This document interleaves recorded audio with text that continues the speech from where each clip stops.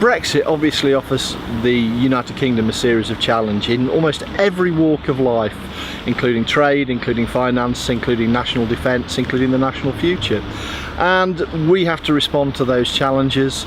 We have to embrace the future. There's no rowing back on a vote which has been democratically taken by the people of the United Kingdom. And so what we've got to do is we've got to look very closely at our trading networks, because we, instead of trading with Europe perhaps quite so closely in the future, we're going to need to trade with the rest of the world, and that obviously has defence and security implications that we need to look at and think about, and to perhaps change our policy in certain areas, everywhere from trade to national security to foreign policy, to make the most of the opportunities that Brexit offers us and to mitigate the challenges which it equally undoubtedly poses to us. We certainly live in very, very challenging times. There's a great deal of instability in the world at the moment.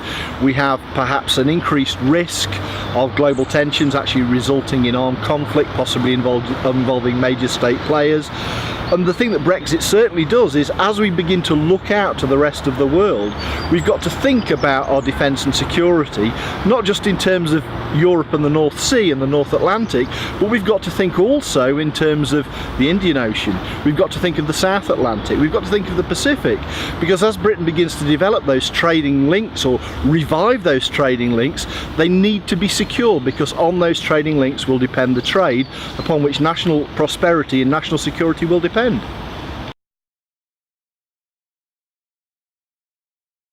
It's very evident if we study history that British history, indeed Dutch history, Portuguese and Spanish history, in the Age of Sail was deeply affected by the ability of those countries to develop global networks based upon maritime trade, upon maritime resources and networking around the globe. That's what brought those countries prosperity by one means or another. And as we move into the 21st century, we're perhaps going to be more dependent perhaps on the maritime sphere.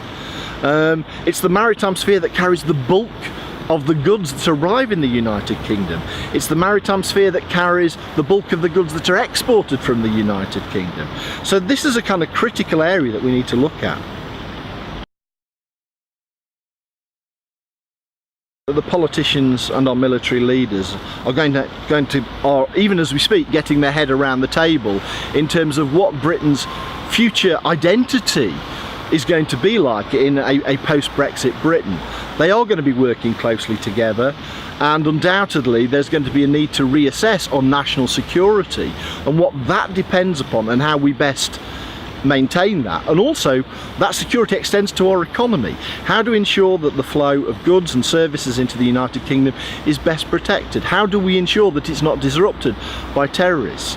How do we ensure potentially that our borders are secure? These are vital questions that the United Kingdom has got to grapple with in the next 2 or 3 years before Brexit becomes a reality.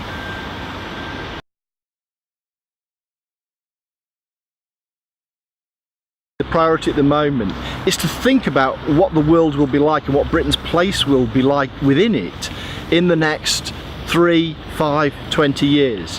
What our trading relationships will be like. How do we best support those in various ways? How do we develop them? How do we protect them?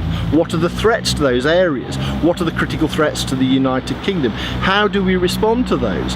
And also to think about what areas of the economy most need investment, both in terms of particular fields such as science, technology and engineering, but also potentially in terms of which localities, and how potentially defence, industry and regional development can come together to make a brighter and perhaps prosperous future, meeting the challenges of Brexit and embracing the opportunities.